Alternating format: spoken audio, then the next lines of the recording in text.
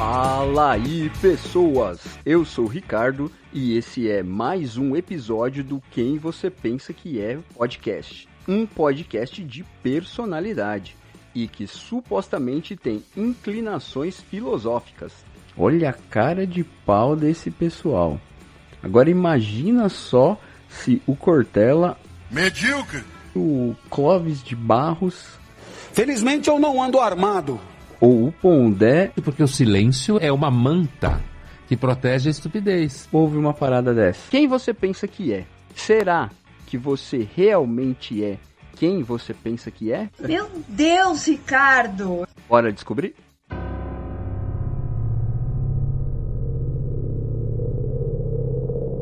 O que o medo faz com você?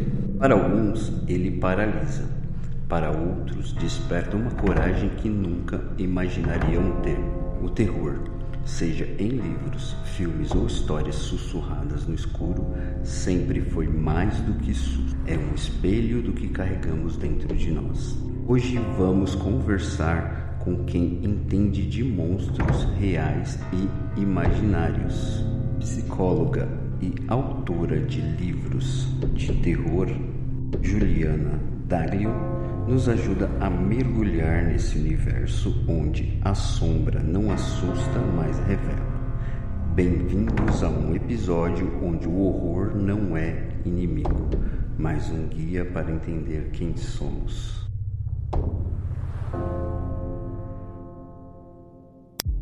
Quem é você? Quem você pensa que é? Quem é você? Quem é você? Quem você pensa que é? Quem é você? Quem você pensa Quem que é? você Quem é pensa você? que é? Quem você pensa que é? Quem você Quem é pensa você? que é? pensa Quem você Quem pensa? Quem é você? que é? Quem é Quem você? você Quem é pensa você? que é? Quem é você? pensa que é? Quem você Quem Quem é você você? pensa que é? Quem você pensa Quem Quem é você pensa você? que é? Quem você pensa que é? pensa que é? Quem é você? Quem você você pensa pensa que que é?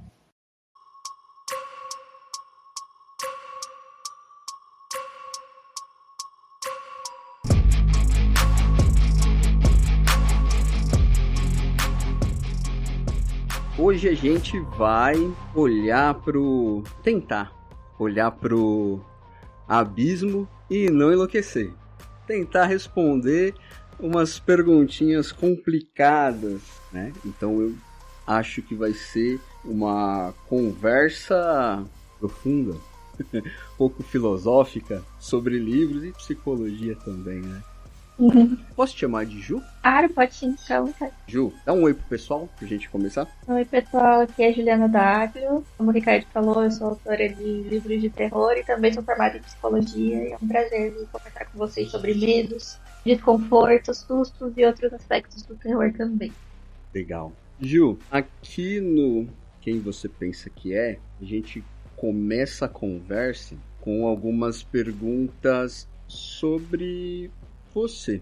Com perguntas assim subjetivas, no intuito de te conhecer um pouco melhor. Talvez até um lado que você não tenha mostrado pro seu público, pros fãs e tal, né?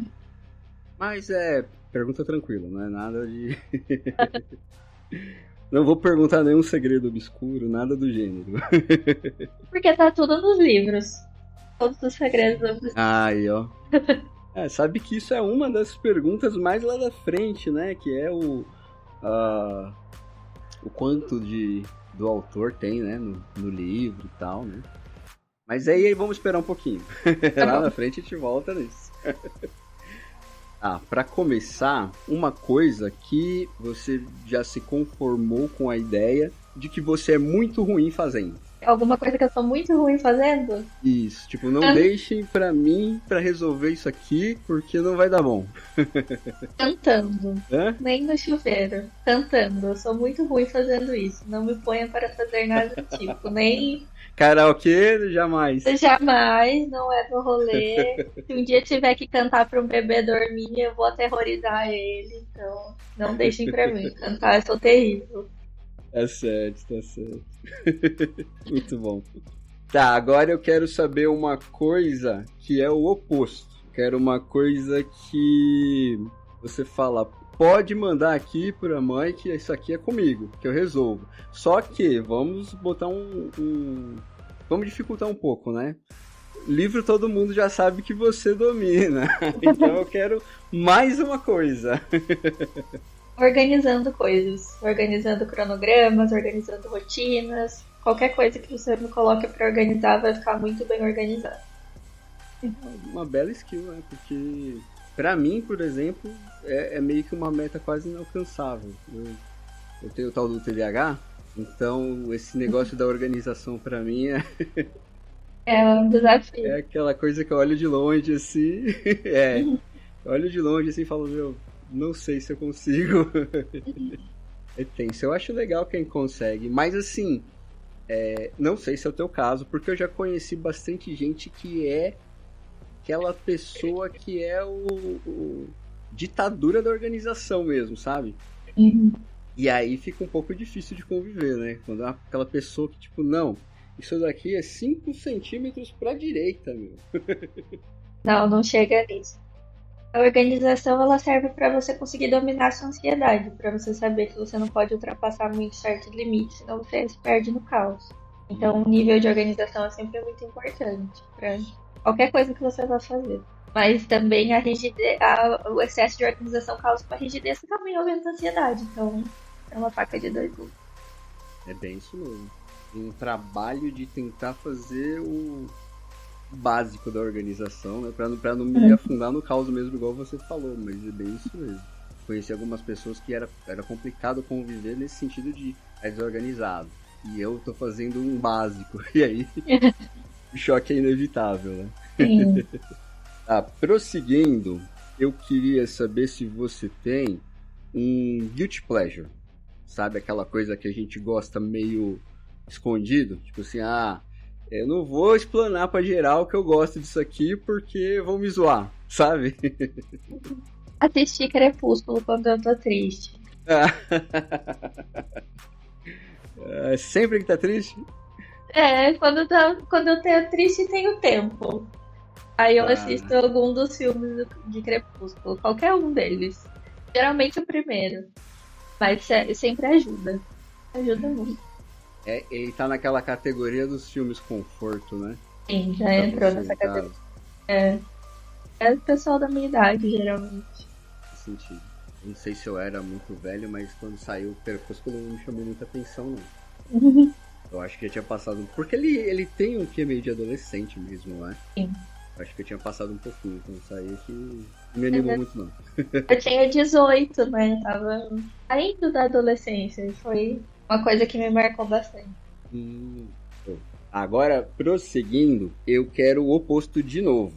Eu quero saber uma coisa que você vê geral curtindo e você fala, meu, não vi a graça desse rolê, sabe? O que tem de bom aí que eu não entendi?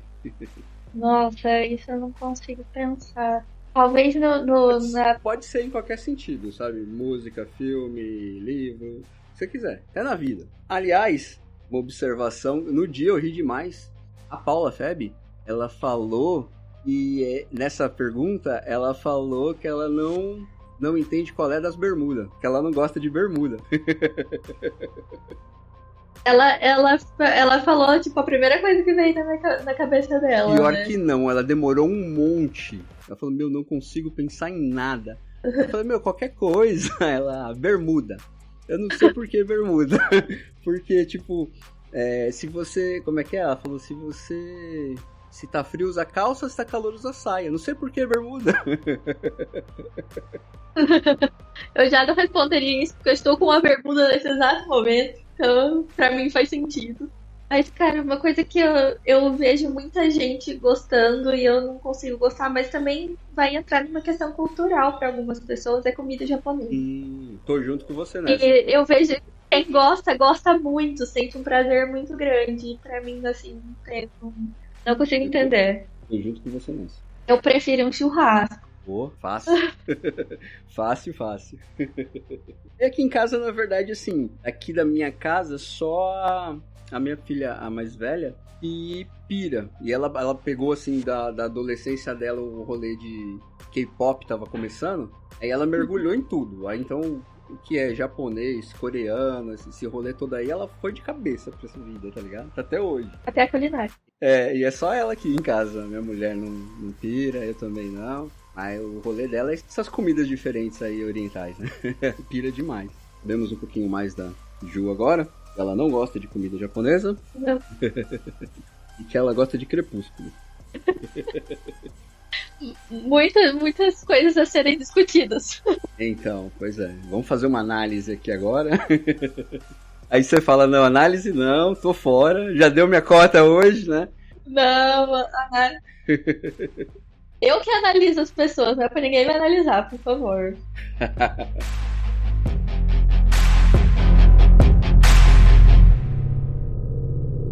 O terror não é só susto. Ele revela os medos que já habitam dentro de nós. E talvez sejam justamente esses monstros que nos ajudem a construir identidade, escolhas e até coragem.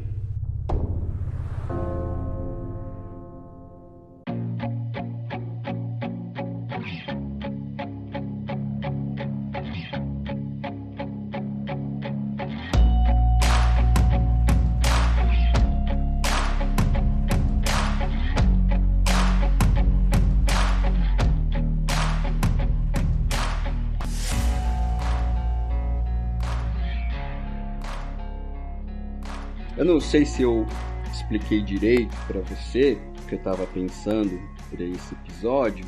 Eu queria entrar nessa questão do papel do terror na construção da nossa personalidade.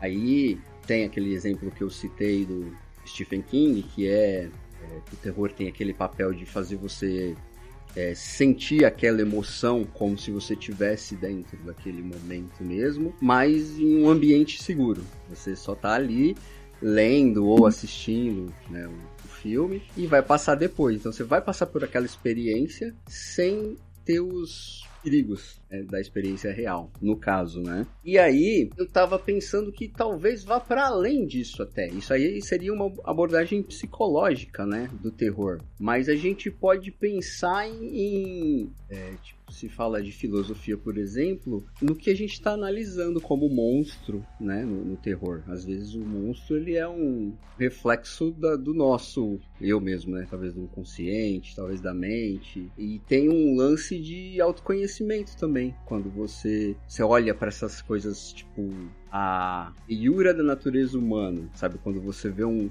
filme ou um livro que é tipo de um serial killer, uma coisa assim, e o que eu explico, a gente meio que tá olhando para coisas da natureza humana que pode acontecer com qualquer um, sabe? E aí entra até aquela ideia falando de psicologia, entra até aquela ideia da gente relativizar distúrbios, né? Que é, você olha pra uma pessoa que, tipo, hoje tá feliz, amanhã tá mal-humorada, é bipolar. Eu esqueci minha chave hoje, eu sou TDAH, né? Tem esse lance de relativizar, e eu vejo, mais recentemente, muito esse negócio de, é psicopata, é narcisista, né? E, então tem um lance da gente tá olhando pra natureza humana, coisas que podem acontecer com qualquer um, e aí seria até interessante falar sobre essa ideia de não fechar esses diagnósticos, né? De não, relativizar essas coisas que são específicas e que muito do que a gente vê aí, de repente, na arte pode parecer brutal, mas poderia acontecer com qualquer um, né? Se eu consegui me fazer entender, se eu fui muito confuso. Você foi mais pro lado do terror que lida com os transtornos mentais. Também é. No caso do psicológico né? Talvez na filosofia tenha metáforas, né? De escuridão, abismo, né? Sombras e tal, que são metáforas, sei lá, pra nossa personalidade também, né? Pra coisas nossas, né? Do ser humano, né?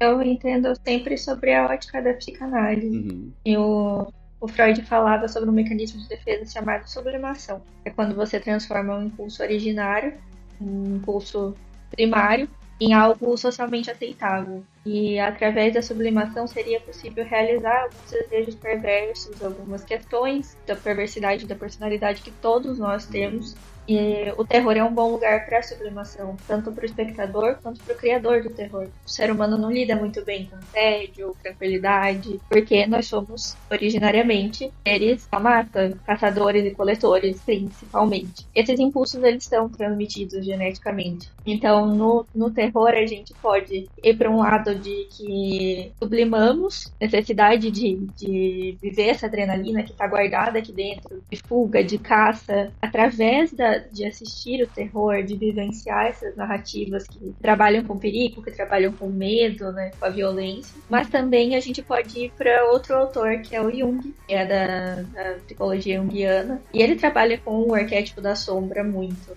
E já é uma coisa menos primitiva, é uma coisa mais social, uma coisa que vem mais da nossa vivência enquanto seres sociais.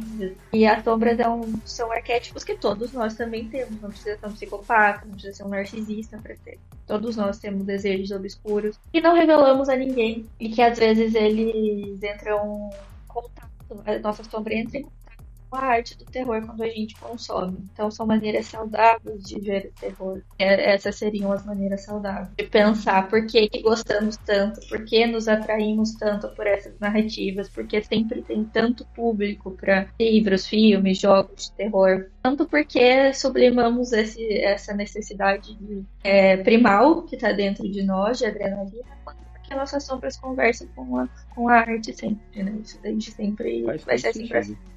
Como existe além do papel da a sublimação, eu acho que ela tem não sei se eu tô certo, né?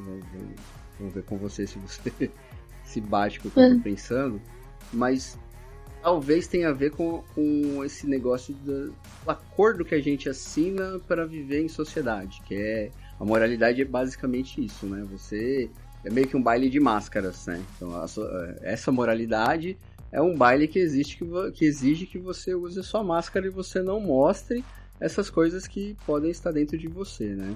Que são o mais primitivo, mais selvagem e tal. Que aí, como você disse, pode ter vindo até de tempos passados e tal, né? Mas para além dessa análise sobre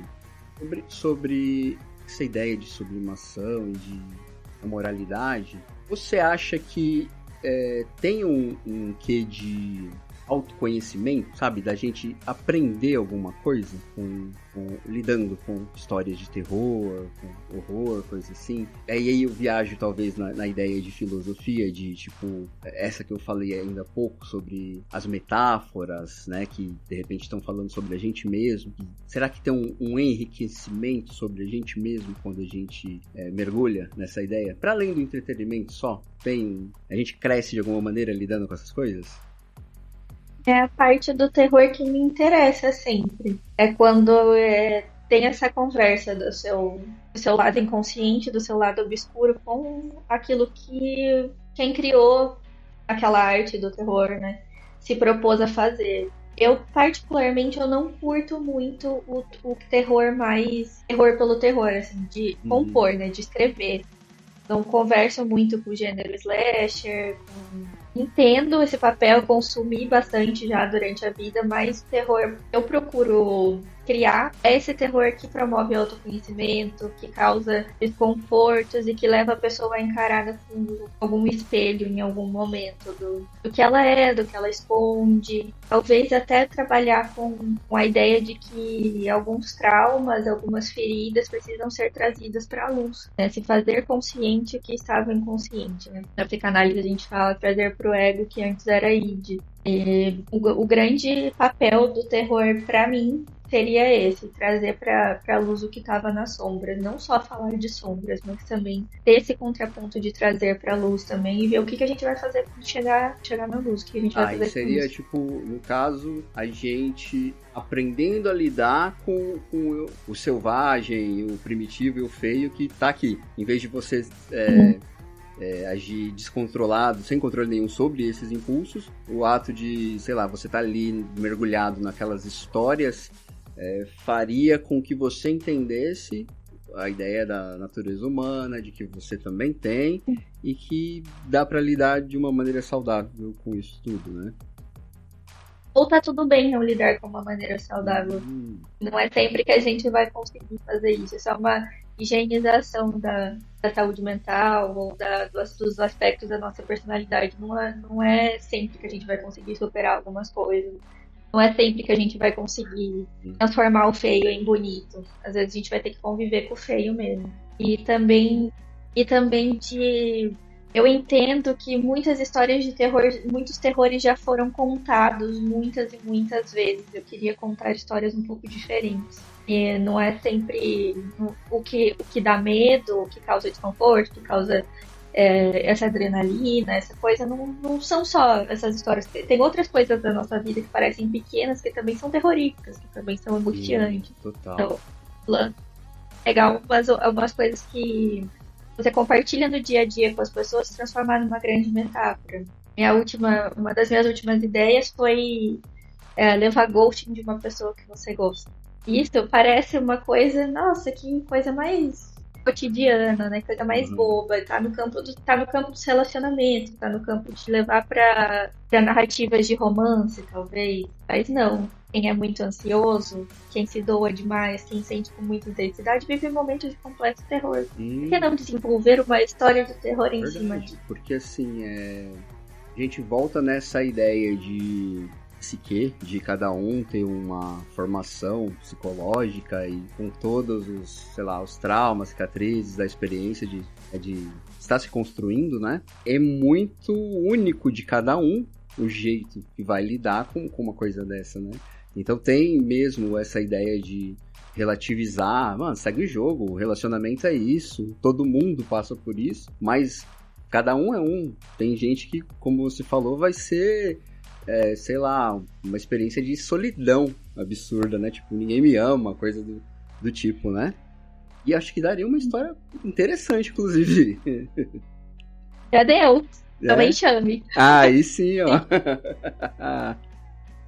Aí sim. Da hora. Eu não li ainda isso. É o último que você citou agora, né? O último inédito. Eu gostei, achei maneiro. Eu tava pensando, enquanto você tava falando desse negócio do cotidiano, e eu lembro de ter assistido um filme, talvez você tenha visto. Ele não é terror, ele é uma ideia tipo de suspense.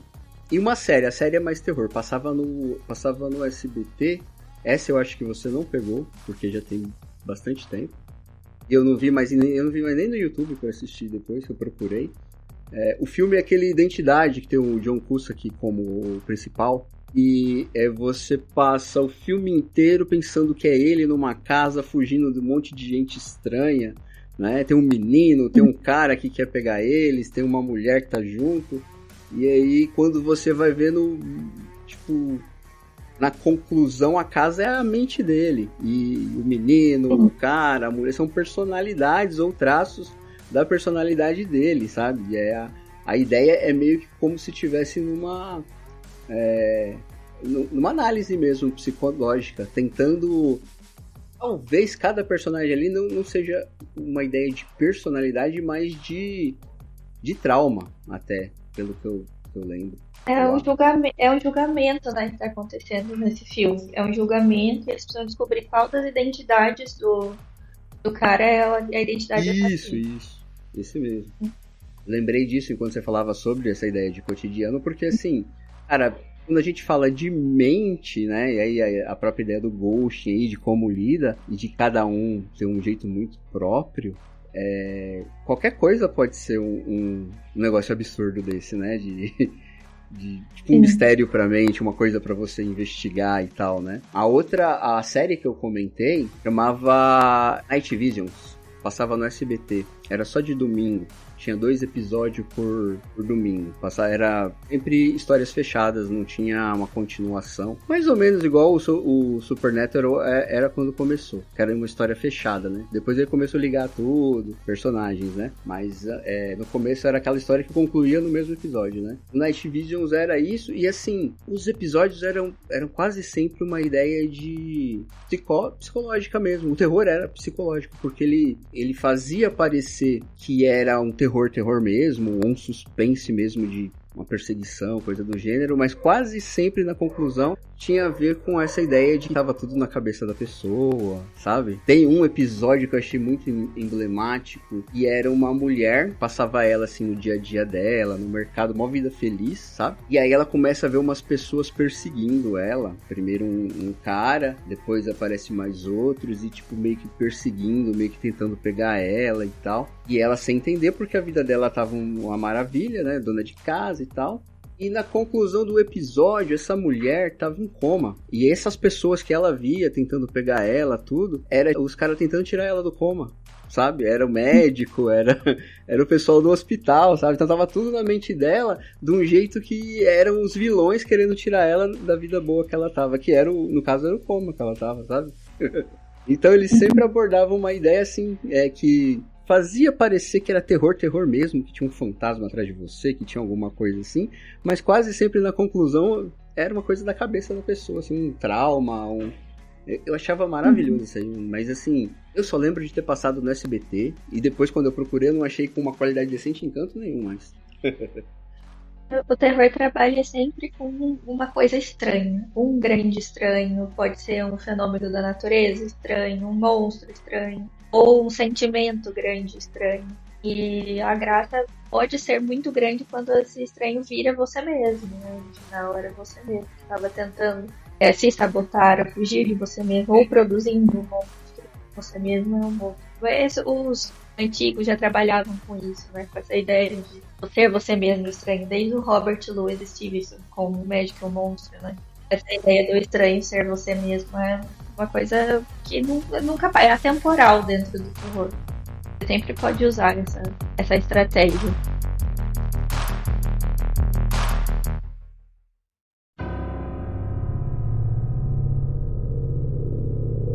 O horror é uma linguagem que desafia certezas, obriga a encarar o abismo e, paradoxalmente, pode nos humanizar.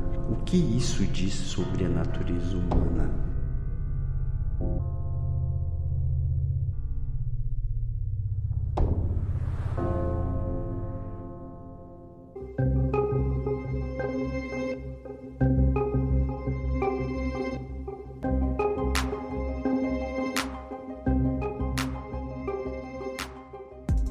E é engraçado que, assim, como você falou, tem uma história muito grande já desse uso, mas eu não sei se o terror às vezes segue por alguns caminhos mais clichê, mas sempre me parece uma história tipo, nossa, que diferentão isso daí. Sabe quando eu vejo alguma que tem a ver com você mesmo assim? Quase sempre me parece um negócio que foge da linha do que talvez seja a ideia de que, como produto cultural, o terror... Acho que aí não é só terror, acho que é cinema, música... tudo que vira um produto cultural com uma ideia meio de linha de produção, né? Sabe, uma coisa que deu certo, todo mundo sai fazendo igualzinho, chega um momento que você não aguenta mais ver, né? Tipo esse filme que tá saindo, acho que o quarto dele agora, que é aquele do Invocação do Mal. Cara, eu não aguento mais ver esse negócio, velho. Não aguento mais. Pra mim, todos são iguais, mano. Sim. É sempre a luta do bem contra o mal, do casal bonzinho contra um grande demônio. Uhum. E sempre dá certo, e sempre dá tudo certo no final. Eu não sei, não assisti esse último, eu também não sei se volta.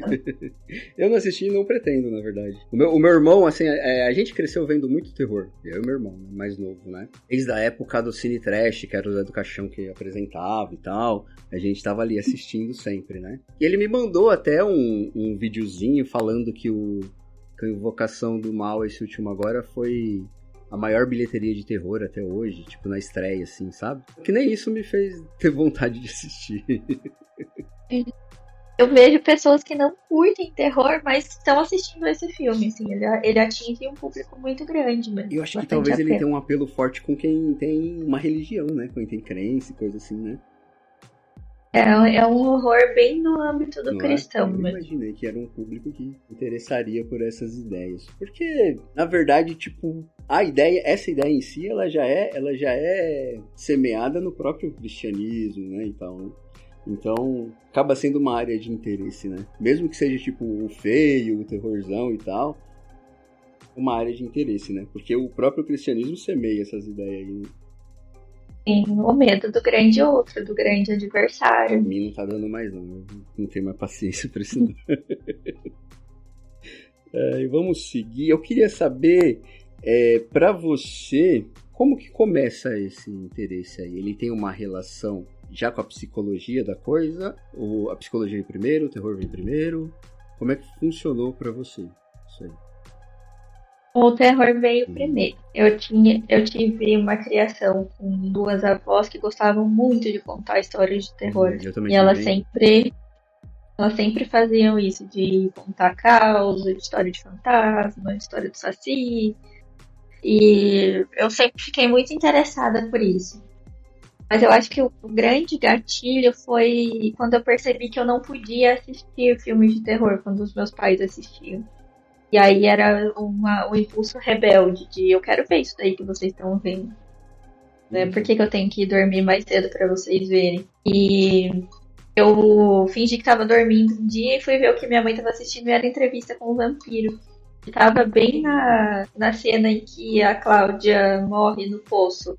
O sol, Eu lembro de ter ficado muito marcada com ela tentando cortar o cabelo dela crescendo. E o horror de uma criança que não consegue virar adulta. E aí depois ela consegue uma mãe pra ela, né? E ela acaba morrendo ali no poço junto com essa mãe. E eu fiquei fascinada por aquilo. Nossa, por que eu não podia ver isso daqui? Isso ficou muito na minha cabeça. E aí eu buscava cada vez mais histórias de terror. Meu pai comprou aquele livro Lá Vem História. Eu tenho ele até hoje. Eu só lia as histórias de terror. Eu não me interessava pelas outras. Então, tudo que ele assinava de revista, de infantil, eu ia pra história. Antes vinha historinhas de terror, né? Mundo Estranho, super interessante. Tinha histórias de terror nesses conteúdos. E aí eu consumia por vontade própria, porque me intrigava muito, assim. Aí, quando eu fui pra psicologia, eu pude nomear algumas coisas que eu já conhecia, com que eu já era familiarizada. Eu consegui dar nome pra essas coisas e ampliar esse universo. Então, o terror veio antes da psicologia. Falando um pouco sobre psicologia e sobre o feminino, eu não vou fugir muito não, tá? Parece que eu tô fugindo, mas não tô não. Eu não sei o quanto de a porcentagem, se tem algum estudo ou coisa do gênero, mas tem esse negócio a mulher, ela pirar em documentário de true crime, né? De acompanhar filmes slasher, coisa assim, né? Coisas que sei lá, talvez tentam decifrar a mente do assassino, coisa do gênero, né? Talvez por estar num lugar de, tipo, a vítima sou eu, não sei, né? E eu vejo também como, por exemplo, você mesmo, a Paula Feb, que trocou ideia comigo, eu vejo uma galera do terror indo pra psicologia também, assim, sabe? Então parece que tem esse impulso de entender, né? Aquela figura da mulher que tá fazendo a unha e escutando um podcast de true crime. Ou, nossa, eu preciso relaxar antes de dormir, aí vai assistir um canal de uma outra mulher contando o caso, né? Eu acho que é porque é porque daí a gente tá no controle disso. Já estudaram esse caso, já pegaram esse assassino. Então eu vou ouvir sobre isso aqui. Eu não gosto muito daqueles que ainda não tem solução. Eu gostei que o cara já tá preso, que ele já foi executado. Como aconteceu tudo aquilo, parece que ali a adrenalina do medo vai se dissolvendo, né? Mas ao mesmo tempo gera uma energia ruim, sim. As pessoas podem falar que não, mas gera. Porque geralmente eu tenho os piores pesadelos possíveis. É porque a gente vive tanto com medo, nós que somos mulheres, a gente não pode sair pra caminhar depois das 7 da noite sozinha. A gente não tem. Assim, um homem jamais vai entender o que é isso. Porque o homem caminha tranquilamente na rua. Então a gente já vive com esse medo, com essa sombra, com esse grande estranho. E aí a gente tá no controle disso. Tem a ver com a ideia do King, né? De viver aquilo num lugar seguro, né? Tipo, aqui eu consigo talvez tentar entender, não sei, né? Porque assim, o que eu acho... Aí vai pra além de mulher, eu acho que é da natureza humana você olhar pra um cara desse tipo, esses serial killer, psicopata, e você tentar entender uma coisa que não dá pra entender. Simplesmente não dá pra entender. Se você não é também, não tem como entender, né? Ele é um outro mundo, né? E aí, assistindo um documentário de true crime, mesmo tendo pesadelos depois, nada disso se compara ao terror de viver esse medo todos os dias, saber se isso vai acontecer. de não saber se você vai conseguir passar pela sua vida e nunca sofrer nenhum tipo de violência. Nenhum homem vai te matar, não sei. Enquanto eu tô viva, a possibilidade de um homem me matar é muito grande. Mas nada, Pois nenhum filme de terror, nenhum pesadelo que eu possa ter de madrugada depois de assistir um True Crime se compara a vivenciar esse medo. E deixa eu perguntar, nesse sentido, isso é uma ideia que eu tinha faz um tempo atrás, uma época... Faz tempo isso daí já, porque eu teve uma época que eu tinha assinatura de TV a cabo, né? Depois que começou essa chuva de streaming, ninguém tem mais isso, né? Acho que nem faz sentido, né? Mas eu lembro de uma época que eu tinha aquele canal que chamava Investigação Criminal, eu acho. Um canal que só passa crime o dia inteirinho, sempre documentários, né? E aí eu lembro de, tipo assim, Hã? Eu assisti o dia inteiro isso quando eu tava desempregada. É mesmo? Então, eu lembro de eu ter um certo... Eu não sei exatamente como nomear, mas eu lembro, assim, de ver as propagandas desse canal, e era tipo assim, sei lá, às vezes você assiste um documentário em específico, aí na propaganda era, tipo, Gêmeos do Mal, Dormindo com o Inimigo, Perigo está ao lado, Mãe Assassina, sabe? A impressão que eu tinha é que se você fosse um consumidor desse canal, cara, ia chegar um momento que você não ia sair de casa mais, falando, não, mano, tem gêmeo assassino aí fora, a minha mãe pode ser uma assassina. Se eu me relacionar com alguém, pode ser alguém que quer me matar, sabe? A impressão que eu tinha era essa de ter uma certa paranoia se você consumisse, assim, né? Você acha que talvez role isso mesmo? De tipo, que nem você já tem esse medo de só andar por aí. E você tem uma carga inteira aí de 1 mês de investigação criminal. Não dá uma paranoia de sair, não? Tipo, meu, ferrou. Sim, completamente. Tudo que você faz em exagero acaba dando uma overdose. Ficar vendo isso o dia inteiro vai mudando a energia da sua cabeça. Não é bom, não aconselho. Tudo você tem que consumir com equilíbrio. O equilíbrio é a chave de tudo. Até do terror, do true crime, senão a paranoia vai paralisar. Tem que ter doses seguras, né? Igual o lance, a ideia daquela frase do veneno e o remédio, a diferença é só a dose, né? Isso, é isso. Eu vi demais por um tempo e eu já tava deprimida uma época, tava com transtorno de pânico, só piorou, assim. Eu não recomendo ficar assistindo o dia inteiro, mas acho que precisa existir. Essas coisas precisam existir. Sim. Faz todo sentido.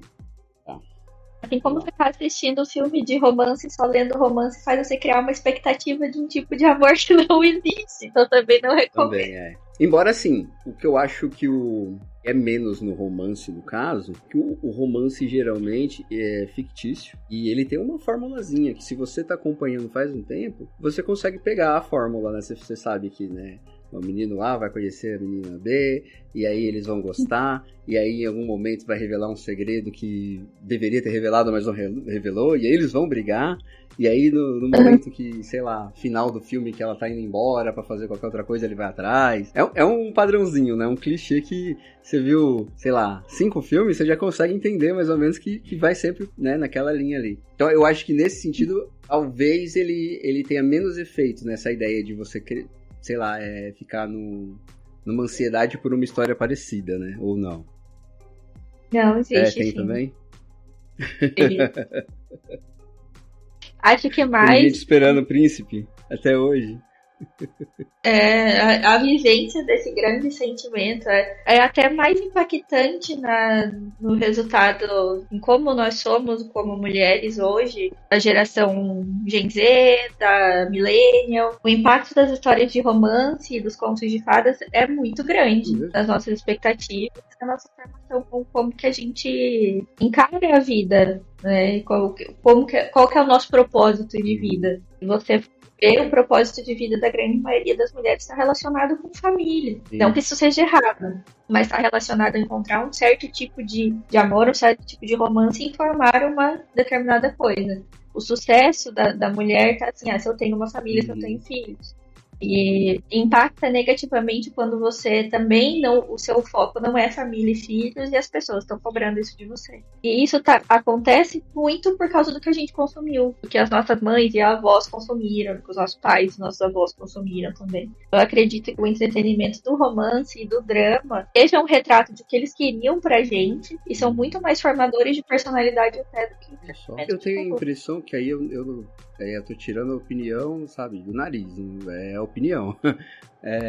Que as duas últimas gerações, elas têm um quê de quebrar alguns paradigmas que na minha era, basicamente, tipo, isso era uma lei. É isso e acabou. E aí me parece que hoje, principalmente, talvez relacionado com a ideia da mulher trabalhar e ter uma carreira e tal, ela quebrou certos paradigmas nesse sentido, de, mano, não quero ter filho, acabou, e dia perfeita de conto de fada não existe, coisas assim, né? E eu acho que gente da minha geração viveu bem mais, assim, presa nessa ilusão da vidinha perfeita das histórias de romance do que dessas duas últimas. Mas eu não tenho certeza, eu acho. É uma coisa que eu olho da minha convivência, assim, né? Tem mais pessoas falando sobre isso. Mas ainda não se desconstruiu o suficiente. Você ainda tem que se explicar. Quando você não está nesse padrão, ainda não é natural a sua presença nos grupos. Ainda é preciso explicar. Essa daqui é a mulher que escolheu não ter filhos. Não é natural. Ainda tem que ter essa explicação. A ideia é que, assim, talvez para a próxima geração já esteja mais naturalizado, né? Porque agora, como você falou, tá aparecendo gente para falar, não precisa ser assim. Isso não é obrigatório. E tal, né? Então talvez para a próxima geração já tenha melhorado um grau a mais, né? Tomara. Verdade.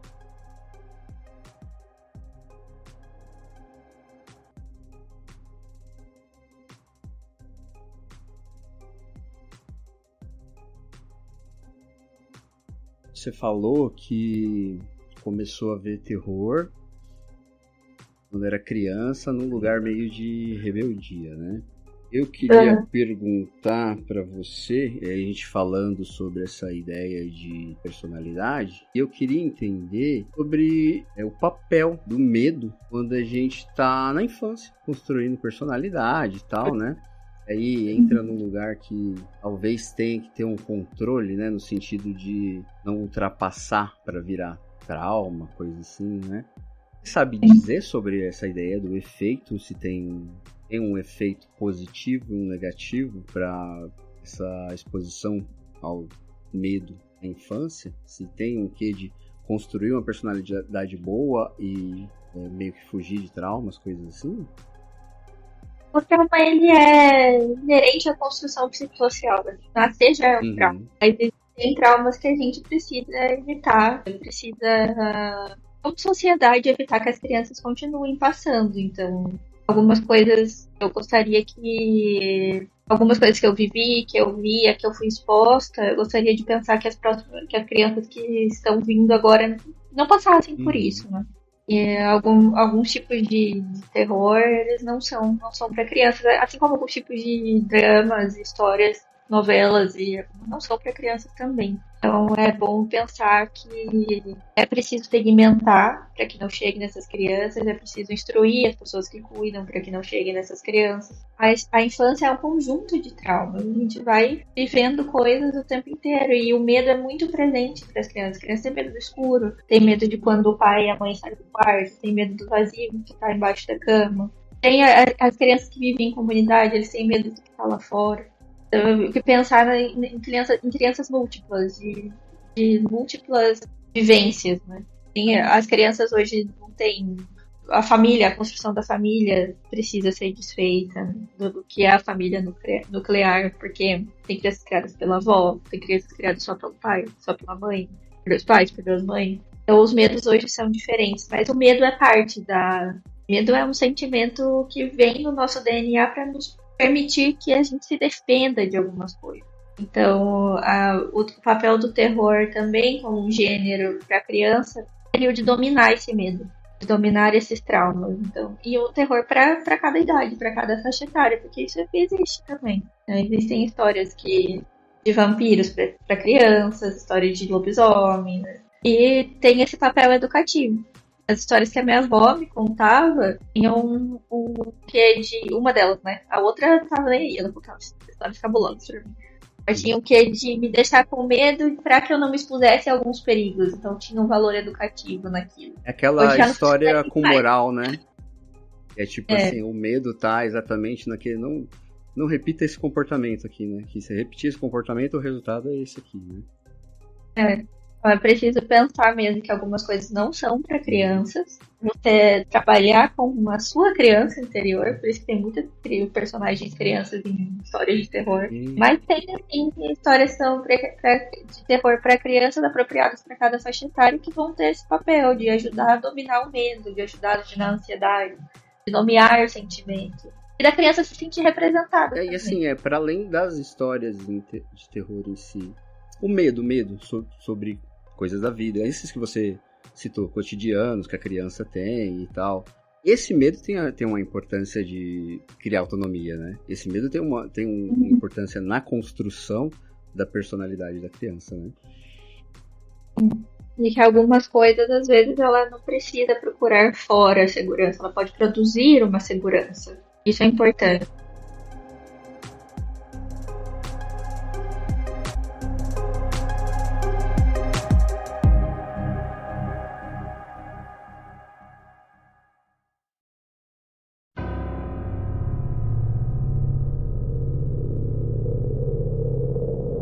Filmes, livros e histórias de terror funcionam quase como laboratórios emocionais. Eles nos permitem experimentar riscos e sentimentos intensos sem nos colocar em perigo real.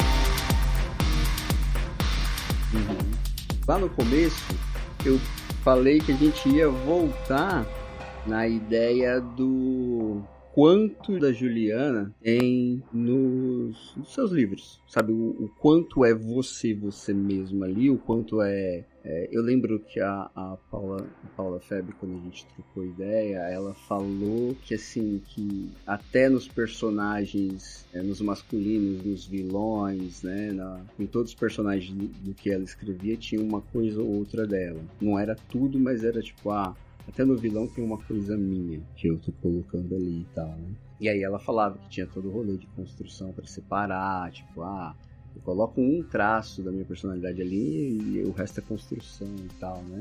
E aí eu queria saber de você, como funciona pra você, o quanto tem da Ju nos seus escritos, assim, da personalidade mesmo, do cara, aqui foi eu, hein? Eu me coloquei aqui nesse lugar e tal. Pra mim é mais uma associação livre, eu não planejo muito isso na construção de personagem, mas em acontecimentos que vão surgindo na vida dos meus personagens, às vezes eu penso, olha, vou colocar essa situação aqui que já aconteceu comigo. Por exemplo, pessoas boas também vão para o inferno, as suas protagonistas elas estão se mudando da cidade porque elas precisam deixar o pai dela meio em paz porque está tratando de um câncer. E aí, nesse tratamento de câncer desse pai, eu coloquei uma vivência que eu tive quando meu tio foi diagnosticado com câncer e o tipo de câncer que ele estava tratando e como eu me sentia naquela situação. O médico disse que ele tinha 95% de chance de se recuperar. Daí eu usei que eu sentia assim. Toda vez que eu tava com ele, eu sentia que eu tava na sala aproveitando a companhia dele, mas era aquelas portas de vidro e eu ficava vendo a morte ali pra fora da porta.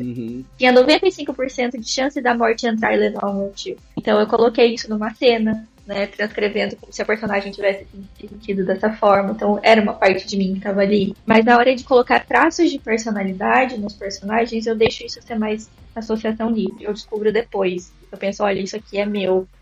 Esse traço de personalidade desse personagem aqui é parecido com o meu. Eu analiso depois, porque quando ele vai pro leitor, o leitor vai se espelhar ali. Não vai ser mais você. Não pertence mais a você. Então eu prefiro não ficar gastando tanto tempo pensando nisso. Mas em Enxame, a intenção era que a personagem fosse eu. Então era intencional isso, né? Por mais que seja um outro nome, uma outra profissão, uma outra cidade. A personalidade é a minha, a vivência só. Então ali aquela personagem literalmente sou eu. E foi o livro que mais doeu colocar no mundo, assim. É um livro que é mais difícil de divulgar porque é mais revelador. Mas também encontro tranquilidade na certeza de que a partir do momento que o leitor estiver lendo a Vesper, que essa personagem é o leitor, não sou mais eu. A interpretação que ele vai fazendo não vai chegar nem perto de quem eu sou. Só era eu na hora que eu estava concebendo, mas não sou mais eu. Então, é uma das coisas que, assim, que a arte em geral, aí não é só a literatura, uma das coisas que eu acho mais fantásticas é essa ideia de identificação. Do tipo, você tem sentimentos, tem pensamentos, tem coisas, cada indivíduo, que às vezes você pensa assim que é um problema só seu, que é uma coisa que só você sente, sabe, que é um jeito só seu, e aí entra essa mágica da arte, né, de colocar, falar, mano, eu também penso assim, tem uma galera que tá com o mesmo problema que você, né, tem gente que consegue, de repente consegue entender, sei lá, o da ansiedade, por exemplo, ou qualquer coisa que seja, tipo, psicológico e tal, às vezes, lendo um livro, ouvindo uma música, entendendo, isso aqui eu achava que era eu só. Que eu nasci assim e era isso, né? E ela consegue, de repente, entender que tá, tipo, pra além, né? Isso é uma coisa que quando eu comecei a tratar o TDAH, fazer terapia, tomar remédio e tal, gerou até uma certa... No começo, hoje em dia eu já nem penso nisso, mas gerou uma certa crise existencial. Porque a gente vai se informando sobre, né? Aí aparece, não, o TDAH faz isso aqui. Ah, não, mas ele também faz isso aqui. E isso. E você vai vendo um monte de coisa que você falava, não, eu faço isso porque eu sou assim. Ah, eu sempre fiz isso assim, né? Gerou uma pequena crise existencial do tipo, mano, o que sou eu e o que é TDAH, né? Eu levei isso pra análise, até falei, o psicólogo falei, tô com dificuldade de saber o que sempre foi eu e o que era TDAH, né? Não, sempre foi você. Mas a partir de agora, você vai ter as escolhas que você faz com o conhecimento que você tem. Mas eu meio que não penso mais muito nisso. Depois eu levei pra terapia, troquei ideia com o médico lá, com o psicólogo e tal, né? E lido bem melhor com essa ideia mesmo. É uma ideia muito parecida que ele falou. Com essa ideia de, cara, você lida com o que a vida te fez até aqui, né? Tipo, me trouxe até aqui. Como é que eu lido com o resultado desse aqui, né? E aí dá pra, tipo, tentar organizar melhor o caos e tal, né? Eu vou fazer mais uma pergunta. Hoje ela normalmente ela é uma das mais filosóficas, mas hoje a gente já tá bem dentro dessa ideia de psicologia e filosofia. Então, hoje ela é só mais uma. Mas é a pergunta que dá nome pro podcast. E aí é sobre você de novo. Eu quero saber quem a Juliana Daglio pensa que é. Eu penso... é uma pergunta difícil. Eu penso no Rodrigo Góes falando, quem você pensa que é? Total. Eu acho que é uma pessoa que entendeu que a passagem da vida é muito breve e eu quero fazer isso valer a pena. E a minha grande missão é contar histórias. Então eu penso que eu sou uma pessoa que tem a missão de contar histórias. De lidar com as histórias dos outros enquanto psicóloga, mas guardar essas histórias pra mim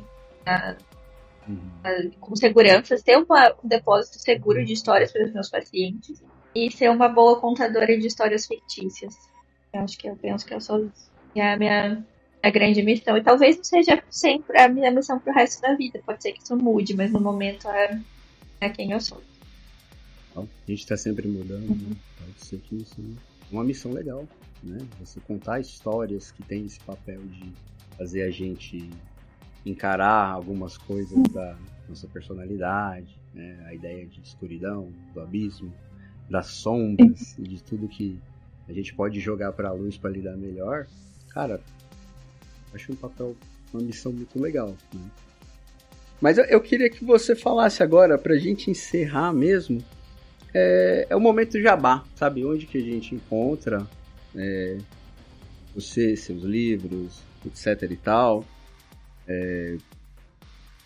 as redes sociais e etc e tal, pra gente finalizar aí com Vendendo Peixe, da Juliana. Então, eu me comunico com os meus leitores pelo @judagli2 no Instagram, é minha principal rede social.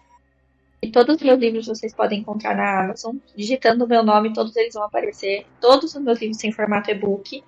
Eu também tenho um mini book na Esquilo, um audiobook que você pode ouvir, tanto na Esquilo quanto no Audible. É um terror de classificação livre, que se chama Precisamos Falar Mais Sobre Corvos, então você pode colocar para o seu filho ouvir, é seguro. E todos os meus outros livros, tanto na Amazon em formato físico, digital, e eu tenho também alguns disponíveis na minha lojinha virtual, que tá no meu link lá na bio do Instagram, que eu envio autografado. Ju, eu adorei essa conversa, adorei mesmo, sabe? A gente foi fundo nas filosofias e psicologias e tal aí do terror, né? É um tema que eu curto demais, como eu falei, comentei no meio da conversa. Eu assisto desde o começo da adolescência filme de terror, né? Sei lá, faz pouco tempo que eu parei para pensar nisso que a gente trocou ideia aqui hoje, no quanto é o papel desse terror, se é só entretenimento, se vai além, o quanto é investigação, o quanto é olhar para a própria natureza e tal, né? E eu pensei nesse episódio por isso. Pra mim saiu total de um rolê só em entretenimento, que já foi. Sei lá, eu cresci pensando que eu era tipo o cara que gosta de terror só, né? E hoje em dia eu penso que tem todo o que é a mais, né, nessa formação. Então eu adorei essa conversa, principalmente porque você também é psicóloga, né? Além de autora, né? É o grande traço marcante da minha personalidade, eu sou psicóloga. Não sai mais de mim essa questão, essa formação, não tem como eu me separar disso. Deixa eu te perguntar uma coisinha então, só pra matar de vez agora. Você falou que é um traço da tua personalidade, né? Começa já antes de você pensar numa faculdade, essa ideia de entender natureza humana e tal, e a cabeça das pessoas, tipo, isso que te empurra pra fazer a faculdade já era um negócio que tava ali fermentando dentro de você, tipo, isso aqui, cara, é muito pra mim. Aí eu vou pra psicologia porque é meio que óbvio. Era assim pra você? Ter a possibilidade de entender a cabeça das pessoas, eu descobri depois. Veio pra mim a possibilidade de acolher as pessoas. Porque eu fui acolhida numa situação escolar, por uma psicóloga escolar, e ela me proporcionou um tipo de conversa que eu não sabia que existia, um tipo de acolhimento. Não vinha de um lugar de você precisa mudar esse comportamento, você precisa ser castigada para mudar esse comportamento. Vinha de um lugar de você é assim, tá tudo bem com você é assim, como você se sente a respeito dessas questões, né? Que os professores me encaminharam para ela por causa dessas questões. E aí foi tão bom ser acolhida por ela que eu queria fazer o que ela fazia por outras pessoas depois. Eu quero ser esse lugar de acolhimento que essa mulher está sendo para mim. E aí eu fui entendendo o que era ser psicólogo, o que era psicologia a partir deste momento, e tudo naquilo me agradou, e tudo naquilo me atraiu. E aí isso eu tinha 12 anos, eu nunca mudei de ideia sobre a profissão que eu queria ter. Nunca foi uma questão para mim descobrir a faculdade que eu queria fazer. Eu sempre tive certeza. Desde aquele momento dos meus 12 anos eu tive certeza de que era isso que eu queria fazer. De faculdade, né? Mas daí... Da hora, só ter essa certeza é legal. Uhum. Sendo TDAH, eu já tive vontade de fazer tanta coisa que depois passou, que ter certeza assim é maravilhoso pra mim. Eu tive essa certeza muito. Em algum momento da vida eu duvidei, eu já parei de atender por um tempo. Mas a gente sempre volta pra mim porque faz parte da. Eu tava formando quem eu era quando eu descobri a psicologia, então ela realmente faz parte da minha personalidade. Massa. É isso, pessoal. Eu já tô deixando um convite aberto pra quando houver um novo alinhamento de planetas, a Juliana voltar para trocar ideia com a gente de novo. Obrigada pela paciência em esperar eu chegar, foi muito bom, muito obrigada pela oportunidade. Obrigado. É isso por hoje, fica por aqui, um abraço. Tchau.